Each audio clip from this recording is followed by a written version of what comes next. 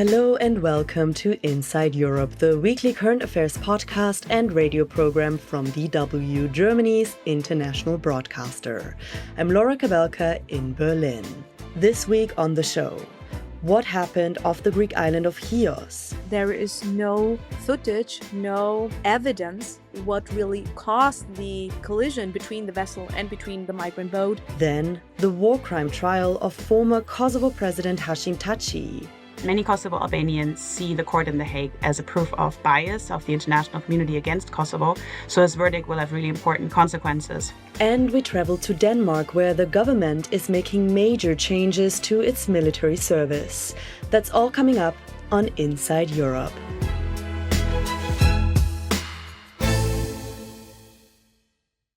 This is Inside Europe, and I'm Laura Kabelka in Germany.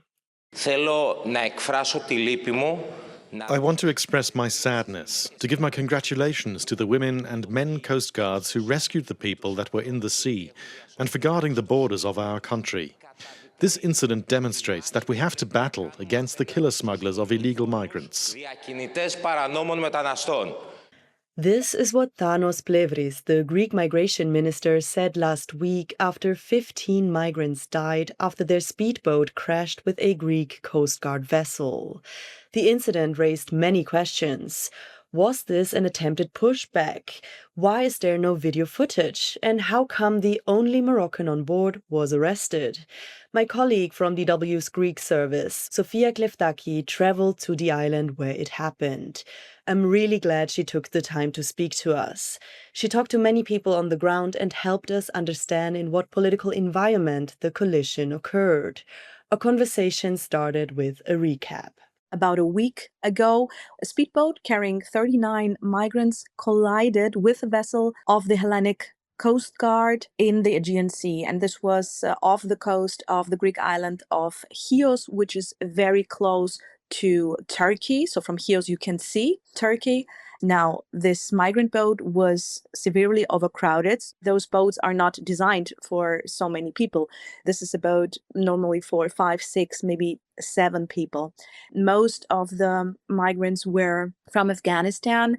One was from Morocco, and the Moroccan man has been arrested and charged by the Greek prosecutors as a smuggler. There is no footage, no evidence, let's say for now, what really caused the collision between the vessel and between the migrant boat. And as the Hellenic Coast Guard statement and the testimonies that we have from some of the migrants do not match, there is a huge question mark on what happens on the border of the EU. What happens at Europe's shield, as Greece has been called in the past. Officials were very quick to blame smugglers for this. The Coast Guard said that the migrants' boat rammed into theirs, but you talked to people on the ground. What did they say happened? Exactly. So we have those two sides. We have the official statement of the Hellenic Coast Guard. They saw from the land that there was a migrant boat approaching the Greek coast. As the sources say, when they tracked the migrant boat, it was still in Turkish waters, and they went out to patrol in order and to give instructions for the boat to return. The Coast Guard says that the boat didn't stop after they gave them instructions, and they also used a warning light, that the migrant boat did not stop and changed the direction, and this is what caused the collision. This is the side of the Hellenic Coast Guard. Now, the other side says from the testimonies, and we have to highlight here that we do not have testimonies from all of them because 15 are dead. Some were heavily injured. Many are children.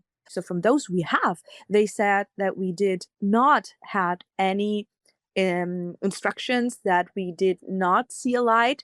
The way the collision happened was described very differently. So there was one testimony saying that the vessel of the Hellenic Coast Guard went over them, and another one that the Coast Guard caused it. You mentioned the survivors. Did you get to talk to them? The first day after the incident, some media entered the hospital and managed to talk to some of them.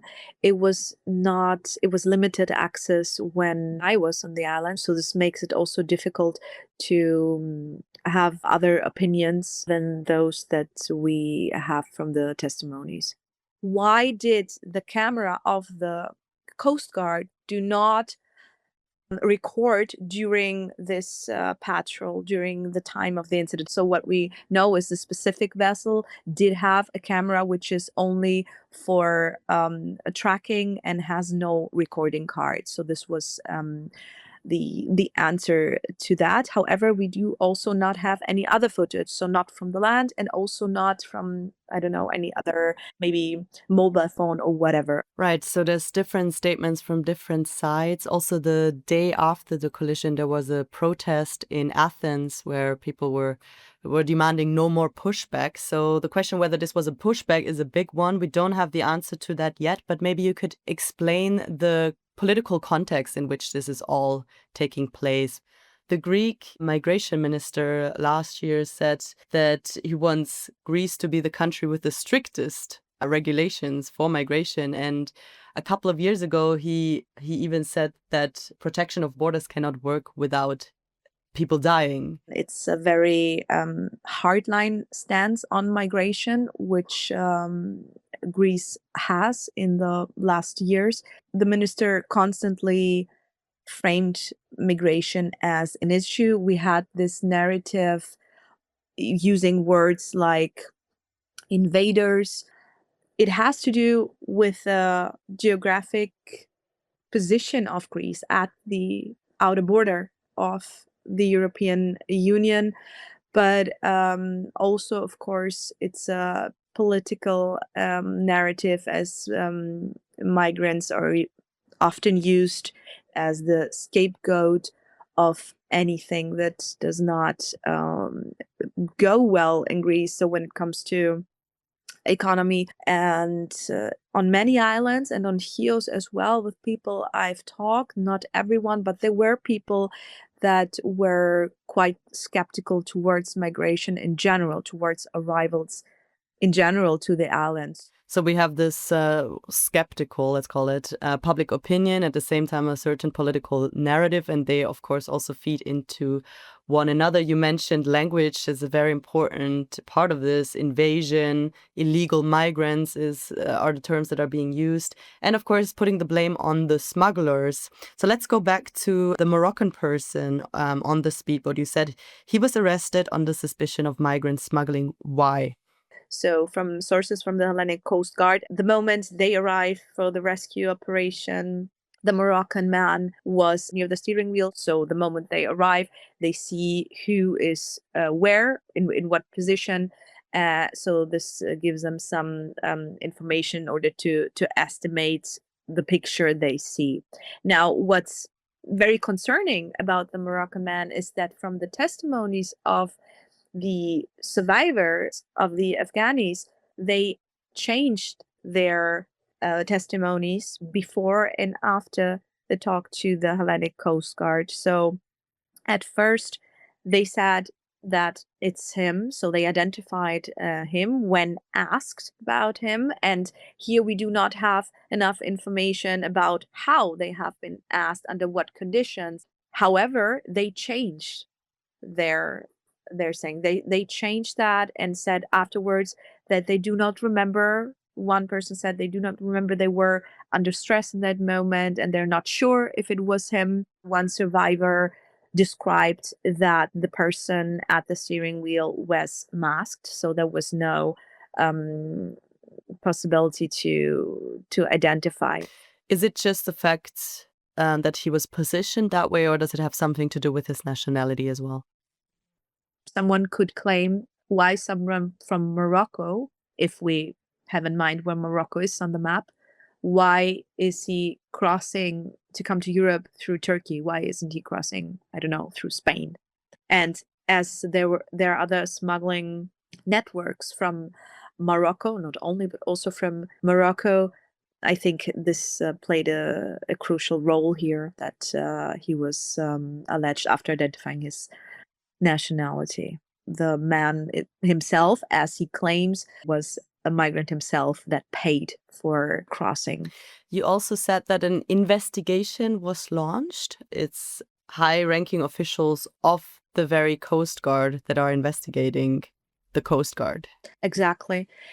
And this is another point that makes it difficult to have transparency if the investigation is made by the Coast Guard themselves. This will be also a test for the Greek government to show, as we have other incidents and other situations ongoing, which after years are still not completed. And I'm referring here not only to the train crash of Dembi, but also the Pylos shipwreck, which has a lot of similarities to Chios, not in terms of numbers, but in terms of transparency and lack of evidence. You're, of course, referring to Pylos, the case in 2023, where hundreds of migrants died. There was also no video footage. Correct. Both incidents, Pylos and Chios, they sparked this debate about transparency, about the rescue obligations, and of course, about border enforcement. I think it's very crucial when we talk about migration, when we talk about Greece, to always have in mind three things. One, position of Greece, borders to Turkey, Libya, which are two of the main routes where we have arrivals. Two, Greece is part of the European Union, and what we see in recent years is stricter policy in migration topics. We see it in Hungary, we see it in Poland, we see it in Germany. And third, the access to the press is quite limited and changed a lot over the years. And of course, because of that, there is a lot of criticism from human rights organizations on those issues and on the wider context of the border procedures of, in this case, the Hellenic Coast Guard. And of course, we should keep in mind that we are talking about human life here. And in fact, in the last 10 years, so from 2015 to 2025, over 3,000 people lost their lives in the Aegean alone. And the UN High Commissioner for Refugees says that these could have been avoided. Thank you so much, Sophia, for your time. You can follow Sophia's reporting on dw.com.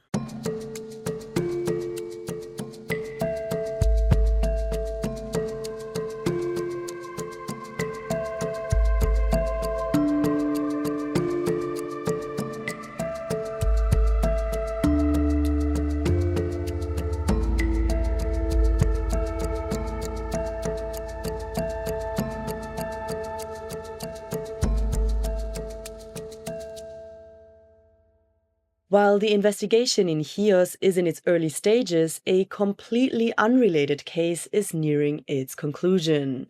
It's a high-profile trial taking place in The Hague. Former Kosovo President Hashim Thaci is facing charges of war crimes linked to the Kosovo War. In 1998 and 1999, the war was fought between Serbian forces and ethnic Albanian insurgents, later drawing in NATO. Over 13,000 people were killed, the majority of them Kosovo Albanian civilians. The closing statements in the Thaci trial began at the Kosovo Specialist Chambers this week. DW's Europe video editor Lavinia Pitu has put together this explainer. On February 9th, one of the most significant war crimes trials in Kosovo's history entered a key phase. The closing statement in the case against Hashim Thaci at the Kosovo Specialist Chambers in The Hague. Be seated. But who is Hashim Thaci and what are the Kosovo Specialist Chambers? Hashim Thaci was a leader of the Kosovo Liberation Army, KLA, an ethnic Albanian separatist militia that fought for Kosovo's independence from Serbia during the 1998-1999 Kosovo War. Many Kosovo Albanians view the KLA as a liberation force. Over time, however, it was alleged that some KLA members had committed war crimes during the conflict with Serbia, primarily against Serbs, Roma and political opponents. Here's Frauke Sebas, a political analyst. For many people inside and outside Kosovo, Hashim Thaci is the face of liberation and independence, although he, as a politician, is not uncontested, including as the leader of the PDK, which is now the main opposition party. Hashim Thaci has held a number of top political posts in Kosovo between 2008 and 2020, including that of Prime Minister, Foreign Minister and President. In 2020, he was indicted and transferred to The Hague. Prosecutors accuse Thaci and several other former KLA leaders of crimes against humanity and war crimes. The charges include persecution, imprisonment, torture, enforced disappearance and murder. Thaci has pleaded not guilty to all charges. In addition, several international media reports and an analysis conducted by Germany's Federal Intelligence Service have suggested possible links between Thaci and organized crime.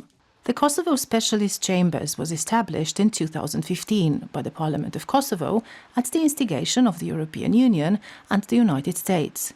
Thaci was Kosovo's foreign minister at the time. The court was created to investigate serious crimes allegedly committed by members of the KLA during and after the Kosovo War. For security reasons, including concerns about witness intimidation, the court is located outside Kosovo, in The Hague, in the Netherlands. It hosts 4 specialist chambers and the Specialist Prosecutor's Office. The court applies both Kosovo law, customary international law, and certain international human rights instruments. It is staffed entirely by international judges and prosecutors. Thaci's trial in The Hague began in 2023.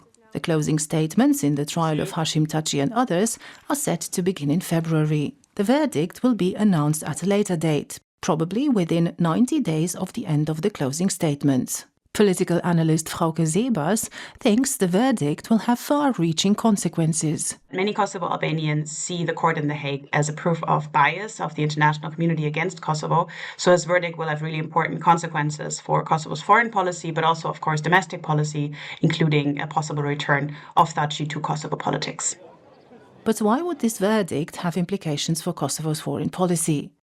Kosovo declared independence in 2008. Today, more than 100 countries recognize Kosovo's independence, including the United States, Israel, and most EU member states. Other countries like Russia, China, and neighboring Serbia do not recognize Kosovo's independence. In the meantime, thousands of ethnic Albanians in Pristina, Tirana, and Skopje, as well as members of the Albanian diaspora in The Hague, have recently taken to the streets in support of the former KLA commanders on trial in The Hague. Some see Thaci as a hero, others as a criminal. Are war crimes and crimes against humanity and are grave in nature. It is up to the judges of the Kosovo Specialist Chambers to determine the facts. But the verdict in this trial will echo not only in Kosovo, but throughout the Balkans, Europe and the international community.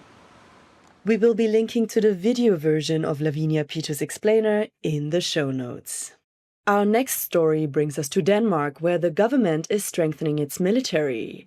Also because of uncertainty about its relationship with the US, Denmark is increasing the length of mandatory military service from 4 months to 11 months. The country is also ending the rule that allowed women to opt out of serving. These changes are part of a wider shift across Europe as security concerns grow. Croatia brought back mandatory military service this January, for example. Here in Germany, the debate has been heated. For now, service remains voluntary, but if quotas aren't met, Parliament could activate compulsory conscription. In Denmark, Terry Schulz visited the first class of new conscripts beginning their training under the new system.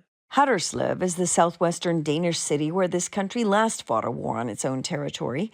Now the military base here is where Denmark has launched its new conscription program, training troops for a hypothetical war of the future, less unimaginable after Donald Trump's threats to forcibly annex Greenland. Colonel Kenneth Strom is the head of the Danish conscription program. This is definitely a very big day for the Danish defense. It makes the possibility to have more combat power and have the combat power faster. Conscripts, both men and women, will serve 11 months, almost triple the period of mandatory military training over the last couple of decades. Until now, Denmark has so many youth eager to serve, it actually has to turn people away. The government made these changes only reluctantly after concluding it needs stronger self-defense, not just because of Russian aggression, but because of the uncertainty of its traditionally strongest ally, the United States. Here's Peter Viggo Jacobsen. He's a military analyst with the Royal Danish Defence College and an advisor to the government. Denmark was postponing, hoping that it wouldn't be necessary. But then Trump came along in January of last year and started threatening to take Greenland. And then we had a threat assessment from the Danish Military Intelligence Service saying that in the event of a Russian attack, we had to assume that the US would not help us. So basically, there was a realization among the political elite that the US no longer has our back. Now we need to be able to defend ourselves. 19-year-old Leora Olsen is among those volunteering to do that. I'm happy to be here. Do you like the idea of staying 11 months instead of 4? Yes, I think it gives more opportunity to learn more and to have more experience. But it might also be confusing. Who's the enemy these days anyway? I asked 23-year-old conscript Sebastian Hedegaard as he unpacked his things in the barracks. What do you think will be the scariest thing that you'll face as a soldier? I can't really say. Well, it's obviously going to war is a big part, but maybe it won't happen. Maybe it will. We'll take it one day at a time. Do you think it's closer than it was a year ago? Yes, a little bit maybe. Yeah. Because of the Americans or the Russians? In the entire world, just in the state we're in. Yeah. Regiment Commander Corey Jacobsen acknowledges he won't be able to avoid discussing the Trump factor in training the new troops entering Haderslev. The new youth that we're actually getting in, they are on social media, they are on the media all the time, so they actually know what's going around in the world. So we cannot just ignore it and say, now it's 11 months of conscription and nothing is going on in Europe. So we actually have to address that issue and tell them what's actually going on and what are we going to use them for in that, how should I say, frame as well.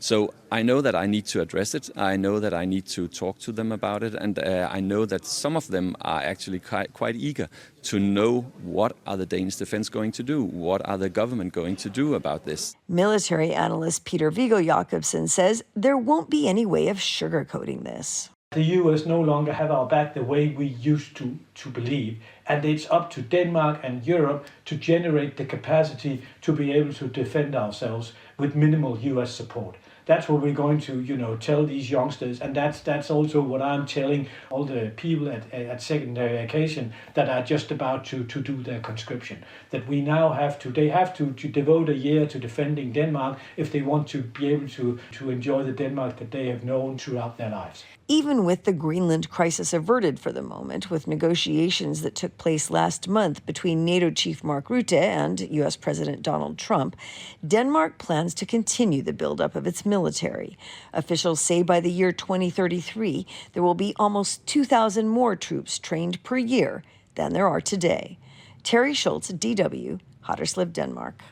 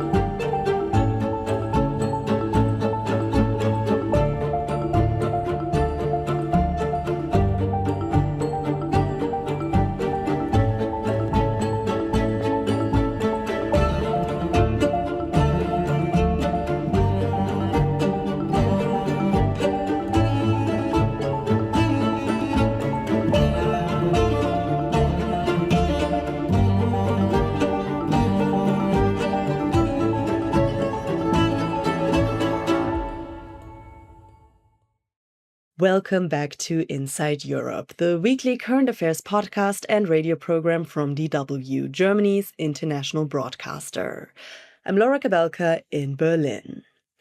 Now, as much as some people, including US President Donald Trump, may want to move on from the Epstein files, the fallout in Europe is far from over. Some officials are still holding on to power. Others have stepped down, and several investigations are underway. One man who is mentioned some 700 times in the Epstein files is Jacques Lang. He served as France's Minister of Culture and is probably one of the most famous figures on the French left. You may know the Fête de la Musique that's now celebrated all over Europe. Well, Jacques Lang launched that. But aged 86, his political career may have come to an end. From Paris, John Lawrenson reports. This gentleman was not the criminal that he's portrayed as now. It was Dr. Jekyll and Mr. Hyde. The Jeffrey I knew was an art lover. He was charming. Jacques Lang speaking shortly before finally throwing in the towel and resigning from his much coveted post at the head of the Arab World Institute, whose elegant white architecture overlooks the River Seine and Notre Dame Cathedral. Financial crime prosecutors have launched an investigation into Lang's dealings with the multimillionaire paedophile. Lang is not being accused of participating in or being aware of Epstein's sexual crimes. Rather, prosecutors are looking into his financial and personal ties to Epstein, into the $58,000 Epstein donated to an association co-run by Lang, for example. The project was to make a film, Lang says. No film was made. It is unsure what became of the money. Similarly, Lang's daughter, Caroline, founded a company with Epstein that was headquartered in the Caribbean. It received $1.4 million from Epstein, supposedly to buy French contemporary art. We don't know what happened to that money either. Caroline Lang has resigned from the film producers union she headed. The hundreds of mentions of Jacques Lang's name in email exchanges with Epstein do not implicate him in the American financier's sex crimes, but they do show that a friendship developed between the two after they first met in around 2012. Lang says he was unaware at the time of Epstein's 2008 sex offence conviction, describing Epstein as an acquaintance interested in art and cinema. Lang was used to people being generous to him for no apparent reason. It was revealed, for example, that he was supplied over the years with suits worth a total of $500,000, suits that he never paid for. Lang is the personification of the French cultural left, and he made a huge impact on the cultural life of this country. Although he is leaving under a cloud, his achievements, said public radio political commentator Patrick Cohen, were phenomenal. He was the greatest of culture ministers, said Cohen. He saved French cinema. He saved French bookshops by making it illegal to sell cut-price books. He freed up the airwaves. He developed art teaching. He launched the Fête de la Musique, when all across France people play music in the streets, and the Heritage Days, when people are allowed to visit all sorts of monuments and public institutions. He's responsible for the glass pyramid at the Louvre, Paris's new opera house, the TGB, Très Grande Bibliothèque, or Very Large Library, and the Great Arch in the La Défense financial district. No other minister has made such a huge impression on our daily lives. For Cohen, who is on the left of the political spectrum, Jacques Lang's legacy is highly positive, but many on the right do not see it that way. La gauche divine perd sa plus belle icône, un Jacques Lang. Vincent Trémollet de Villers, who writes editorials for the conservative Figaro newspaper, said Lang's disgrace was the fall of a left-wing icon. Lang wrote, when Mitterrand came to power in 1981, bringing in the first socialist government since the 1930s, that France was passing from the shadows into the light. 45 years later, said Trémollet de Villers, Jacques Lang is passing from the light into the shadows, and with him, the gauche caviar, the caviar left that lived off the wealth of others while parading an appearance of virtue. Jacques Lang was the incarnation of cultural leftism, he said, which meant the end of hierarchy, where spray paint graffiti is as valuable as Michelangelo frescoes and a rap track is as good as a prelude by Bach. As minister, he privileged official art to the detriment of true artists who were disdained, he said. And he is the man who brought us what you could call festivalism, partying as a substitute for culture. That is the Fête de la Musique Trémollet de Villers said, and Jacques Lang was above all that mix of anti-racist virtue signalling and personal enrichment that was so characteristic of the French left in the 1980s. Trémollet de Villers also brought up Jacques Lang's signing of a petition in 1977 in favour of the depenalisation of sex with people under the age of 15, a position he has since said was wrong, but which sits uncomfortably today with the new revelations of how close he was to the most notorious paedophile of our times. John Lawrenson, DW, Paris. The next story comes to you from Norway. And no, this is not about the Epstein files, which have also seriously impacted the country. No, this story is about Agritech, because Norway has an unusually large number of such companies. Think automated indoor vertical farms or robots treating plants with UV lights while most humans are fast asleep. Since agriculture and food systems are responsible for roughly 1/5 of global climate emissions, could these new technologies be part of the solution? Lars Bavanger went to find out. Ready packages that's ready for the market goes on this white band.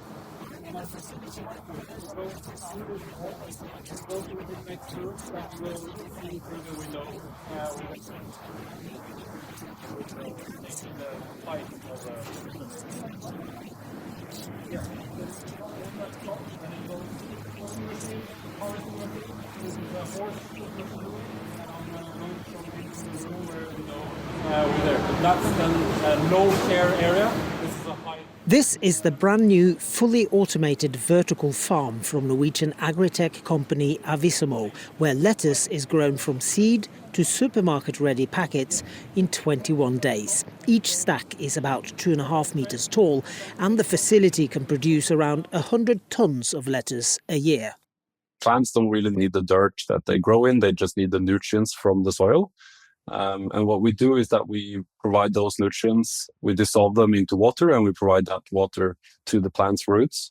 Martin Molenor is the CEO of Avissimo and one of the company's co-founders. Farming today is destroying natural habitats and ecosystems around the farm more than it actually benefits that local area.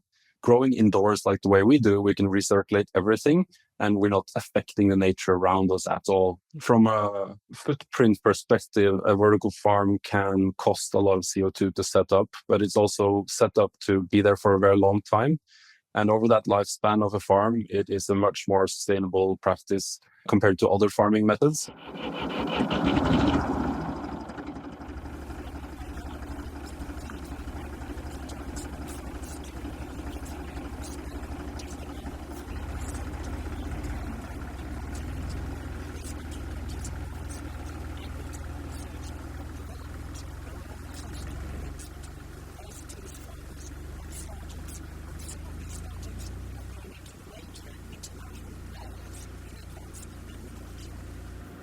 Well, we can have a look at some of the older robots.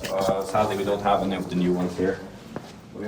Lars Grimstad is the CTO and co-founder of Saga Robotics, one of Norway's agritech startups that has had considerable success both in Europe and the US. Our main offering is that we treat strawberries and wine grapes with UV light. It prevents the plants from being attacked by fungus without use of chemicals. And it's most effective at night. So it's actually it's a very good application for robotics because the robot doesn't need to sleep, basically. So this is an older model. This particular one was used in EU project. Saga's robots look like little tunnels on 4 wheels, which lets them drive over rows of strawberry plants or grapevines while treating the plants with UV lighting and monitoring growth. Last season, 150 robots drove a combined length of 200,000 kilometres around vineyards in California, and they treated 20% of the total strawberry production in the UK. So now we see there are more and more companies that have robots out in the wild doing actual useful work. Our robots visit every plant twice a week. It enables this kind of high-frequency farming that isn't as easy to do if you have to have a driver for each machine. Using UV light rather than pesticides, I guess, is also much better for the environment and the plants themselves. Definitely, and it's something that is enabled by robots, at least made easier, simpler to do with robots, right? But how far can technology take us? Emissions need to come down now if the world is to stand a chance of getting even close to the climate goals agreed in Paris. Dr. Adrian Morley is a social scientist specialising in sustainable food systems and food policy at the University of Manchester in England. The potential for technology is enormous, but it's not a solution in itself. It needs to be accompanied by shifts in demand and market relations, and underpinning that, of course, is appropriate and robust regulation, from government and self-regulation from large corporations who underpin our modern food system. Meanwhile, the world population is estimated to hit 10 billion people by the end of this century. As more people become more affluent, history teaches us they will eat more meat and dairy. That has to change. But so does the way agriculture operates in Europe, argues Dr. Morley. Our meat consumption relies on imported feedstocks from around the world. So although we may be making positive steps towards domestic agricultural sectors that have lower immediate environmental impacts, it's still relying on the import of mainly soy-produced feed that are grown in developing countries or less developed countries where they have massive environmental impacts, most notably in terms of deforestation and other land use changes. Back at the vertical lettuce farm near Oslo, Martin Molenor is aware that vertical farming for now is but a small cog in an enormous machine. And there are other challenges too. The downside is that we obviously need electricity. So it's very important that these type of farms are built connected to a sustainable energy source. And in Norway, we're pretty lucky where 99% of all of our electricity is from hydropower. But it's a complex picture. If you build something like this in Netherlands or Germany connected to a coal electricity plant, that will be the opposite of sustainable. Lars Bevanger, DW, Oslo. Late last year, the European Court of Justice ruled that all EU countries must recognize same-sex marriages performed elsewhere in the EU. That's a big deal, because 11 of the 27 member states still don't allow same-sex marriage. If you look at the map, there's a clear divide between East and West. Slovakia is one country where life has become tougher for the LGBTQ+ community, especially under the current government led by populist Robert Fico. Last year, Parliament changed the constitution to recognize only two sexes, male and female, and to limit adoption to married heterosexual couples. From Bratislava, Rob Cameron has more. Ivan Novotny and Metod Spacek having the same conversation in their kitchen as most married couples do. Who's making dinner tonight? Who's picking up the kid from daycare? Do we need more capsules for the espresso machine? Ivan and Metod drink a lot of coffee. They're busy people with busy lives, but they found time to welcome me into their home in the centre of Bratislava. Ivan and Metod are married. They got married across the border in Austria, but their union, confirmed with all the trimmings in an EU state, is not officially recognised here in Slovakia. Ivan refers to Metod as his husband, which he says usually goes unremarked upon, but not always. There was this funny one. I always like to use that one, but it's not very serious one. But the Metod, again, he lost consciousness for a second, and I called 911, and the guy picked up. He was like, "What's your emergency?" And I said, like, "My husband lost his consciousness. He is on the ground, and what am I supposed to do?" And he was like, "You're what?" And I was like, "My husband, like, what am I?" He's like, "He's not breathing." And I was like, "Your manager," because it's a very similar word, like manager. And I was like, "What? No manager, mangel." It was like no manager, husband. And he was like, "Huh, but is that allowed?" And I was like, very angry in that moment, worried and scared, right? And he was starting talking about that. So that was pretty crazy. Metod soon came round and was fine, but both agree the situation could have been far more serious. There was in fact a more positive experience when Ivan had to visit Metod in hospital during COVID and was allowed to, despite it being limited strictly to family members only. Both men are international lawyers with many years of service in the state administration. Metod says that while Slovakia does not recognise the institution of same-sex marriage, under a recent European Court of Justice decision, all EU states must recognise the consequences of a legally concluded marriage in another EU country. I mean, we are faced with many questions that, all right, but your marriage is not valid in Slovakia, and we said no, this is not true. It's not so easy to put it as that. So we legally concluded marriage in one of the EU countries, and we were convinced that every EU country, including Slovakia, has to somehow accept the consequences of that fact, and that we are treating it as a fact. The couple have yet to fully put that claim to the test, but it will become increasingly relevant once their young son starts school.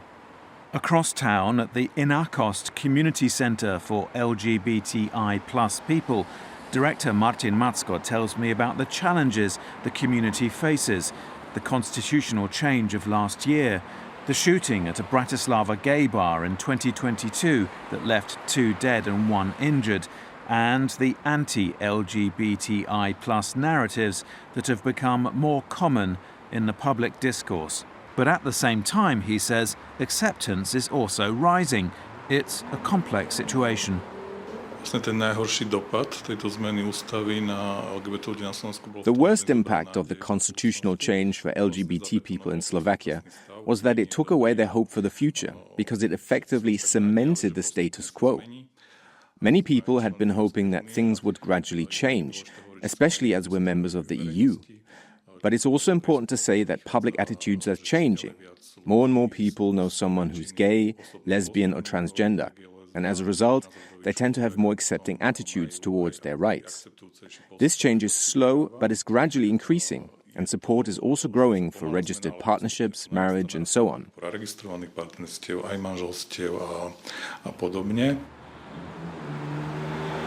Martin and his colleagues, like Ivan and Metod, also see legal challenges as offering hope for progress, with cases before both Slovakia's constitutional court and European courts. Ultimately, however, both society and legislation will have to change, but the legislative path is now much harder. For DW, this is Rob Cameron in Bratislava.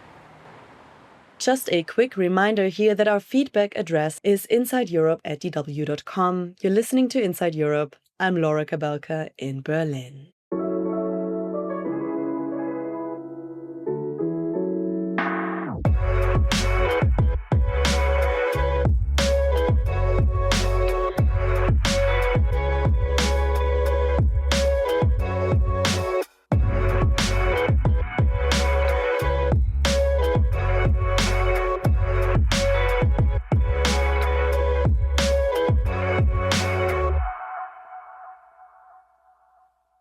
Next, we'll travel, at least in our minds, to Spain, where, by the way, same-sex marriage has been legal since 2005.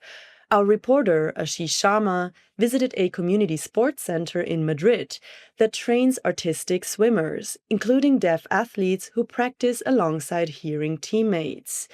Club Calypso recently won the Iberdrola Supera Award for its work on gender equality and inclusion. Ashish spoke with one of the athletes in this, I have to say, very elegant and impressive sport. Okay, la segunda pierna. ¿Cuál es? Cristina Gonzalez puts a class of artistic swimmers, all children and all girls, through their paces as they practice their movements by the side of the pool. Para las peques. Cristina is the director and main coach at Club Calypso here in Madrid. She says teaching deaf people artistic swimming is not such a big challenge. You just have to change the language or the way of communicating, as they do, to explain or teach them everything that entails artistic swimming. I am now also a student, so I have to learn sign language, which I am already doing. I came on a day when one of her deaf swimmers was training with a small group of hearing swimmers. This is Carlota, so maybe if you want to continue the interview with her. Carlota is 25, and I conducted my interview via her sign language translator, Merche, who's also teaching sign to Cristina and her coaching staff. I asked Carlota why she wanted to get involved in this sport.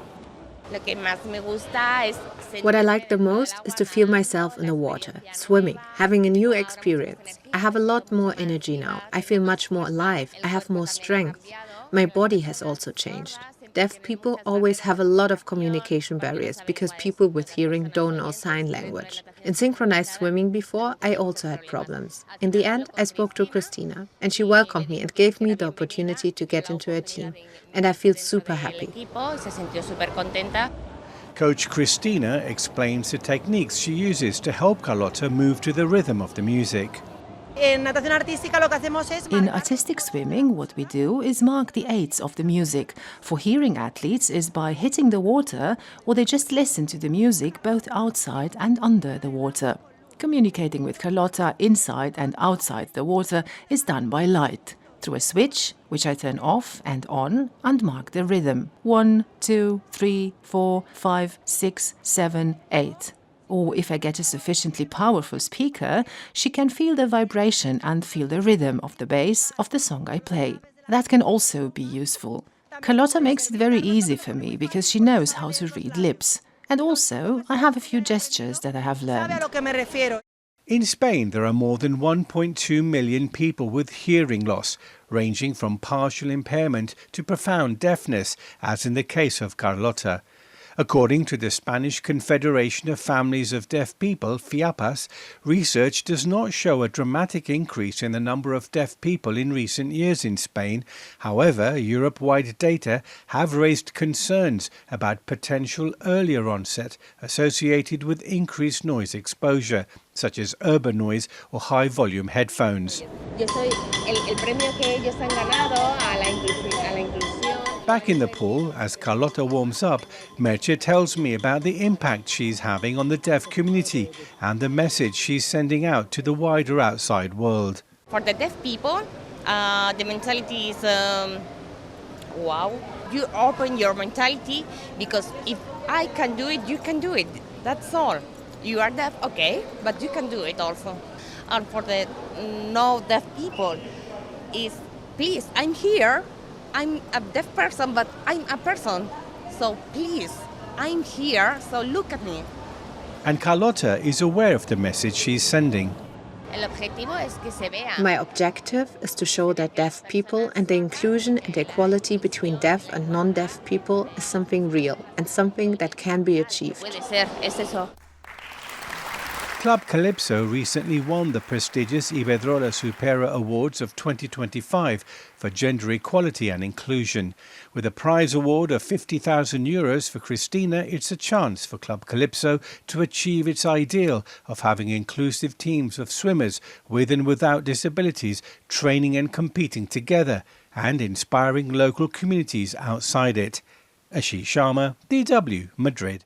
And finally, let's head over to the UK, where pubs are breathing a collective sigh of relief now that Dry January is officially over. On top of that, the government decided to cut business rates for venues in England by 15% to ease financial pressures and prevent closures. But while ministers can help with the bills, there's one challenge they can't legislate away. More and more people are giving up alcohol in favor of healthier lifestyles.